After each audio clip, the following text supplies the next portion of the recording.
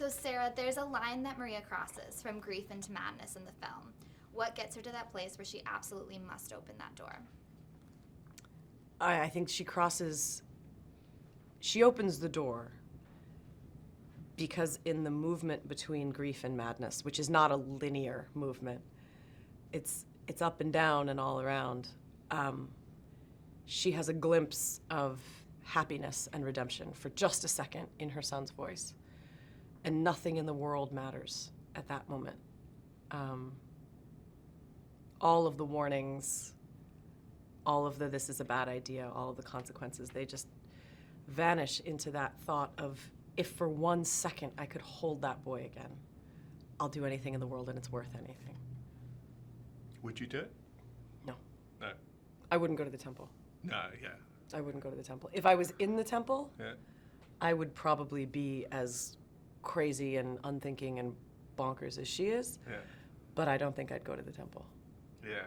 I was just thinking while you were saying that, I think if I'd gone all the way there, I would want to... What's one more step? What's one more step? Yeah. And what's your fascination with crossing this divide between the living and the dead?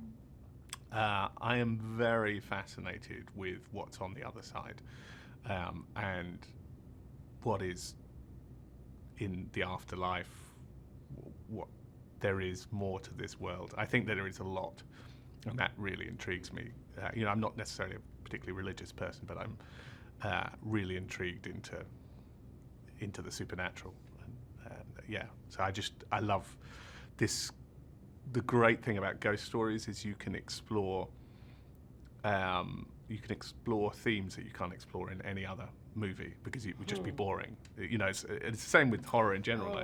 If you explored religion the way The Exorcist does in any other movie, It would feel like homework. Yeah, it would just be. But in horror, you can really explore stuff that people will go, oh yeah, okay. Yeah. You're such a true believer. You are. You really. You are. You're a true believer in horror. Do you know what I mean? Absolutely. I think there are directors who come to genre movies for a variety of reasons that don't have to do with loving genre. This is the movie that you wanted to make. You're not, totally. You're not doing this so that it makes money so that you can go make a different movie, which I think is really cool. Nobody's paying me anything. So, yeah. And after the family tragedy, why does Maria not undergo the healing process that her husband and her daughter do? Because she feels responsible. I think you can heal if you can have something make sense and if you can forgive yourself.